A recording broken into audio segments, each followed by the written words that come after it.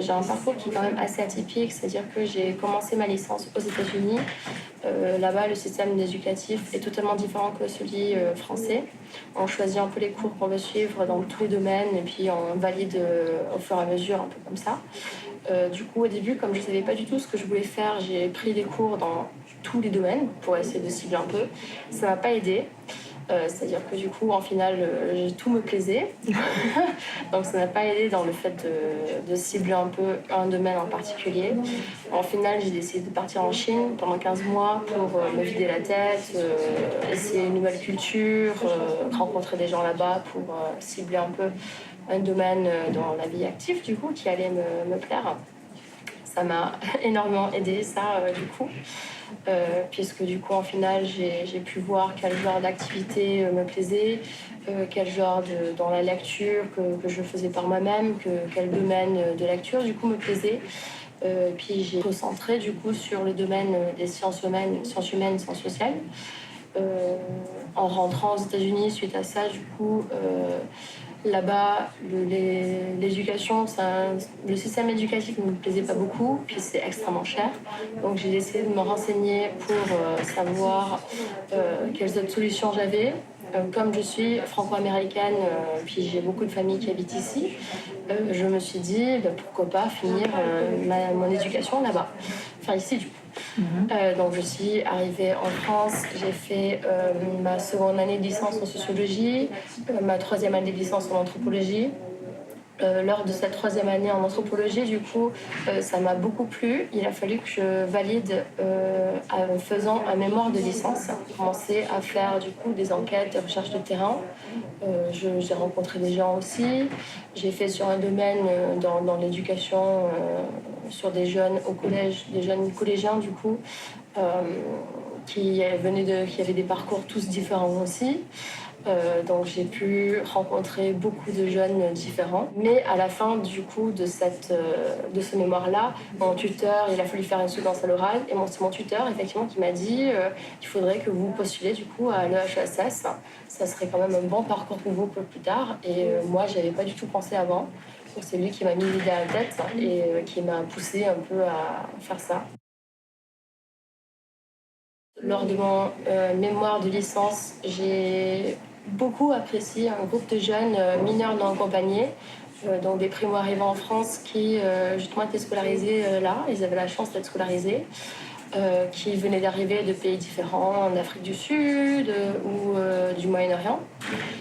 Moi, ce qui m'intéresse du coup pour continuer mes recherches, c'est cette population-là de gens mineurs non accompagnés qui viennent d'arriver en France et qui sont du coup tout seuls.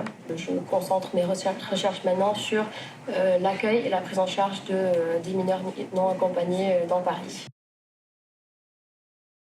Avant d'arriver à l'EHESS, je ne connaissais pas beaucoup Paris, j'avais pas vécu ici, je viens du sud de la France, donc je savais pas trop, ça me semblait être une grande école quand même, je connaissais personne ici, donc je me suis renseignée sur des associations qui étaient disponibles, qui étaient ici actifs au sein de l'école. J'ai contacté en fait la représentante du première année de master d'anthropologie en lui demandant des renseignements sur les différentes associations dans l'école, ce qui serait intéressant pour rejoindre pour du coup créer un cercle, enfin des liens avec d'autres étudiants. C'est alors là elle qui m'a répondu en me disant que l'association des étudiants est actuellement en train de recruter des gens pour rejoindre l'association. Donc ça serait intéressant que je me renseigne auprès d'eux directement. Donc je me suis renseignée, ils m'ont dit mais oui tout à fait, nous on se rejoint, on est une petite équipe, tous les jeudis on du coup met en place un apéro pour les étudiants pour justement promouvoir les échanges entre les différents étudiants des différents domaines et on est aussi très actifs dans les différents projets des jeunes étudiants du coup au sein de l'EHESS et les différentes écoles aussi partenaires. Donc ça m'intéressait beaucoup, donc je me suis enfin voilà, j'ai dit oui, pourquoi pas, je vais bien venir à la première réunion pour avoir des informations et suite à ça, voilà, hein, je suis membre actif. Après le master, là, c'est toujours quelque chose, on y pense tous les jours, je crois, en tant qu'étudiante de première année de master. Qu'est-ce qui va se passer? Bon, tout d'abord, il faut quand même se projeter dans l'année prochaine, le mémoire tout court, la soutenance à l'oral, comment est-ce que ça va se passer, comment est-ce que je vais gérer ça, l'enquête que je suis en train de mener pour l'instant, la recherche sur le terrain, comment est-ce que ça se passe, à quoi est-ce que ça va aboutir.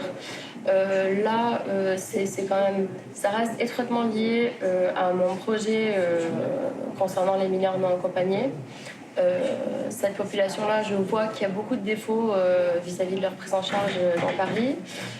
Donc c'est quand même quelque chose pour mon mémoire qui m'incite à continuer plus tard dans ce domaine-là.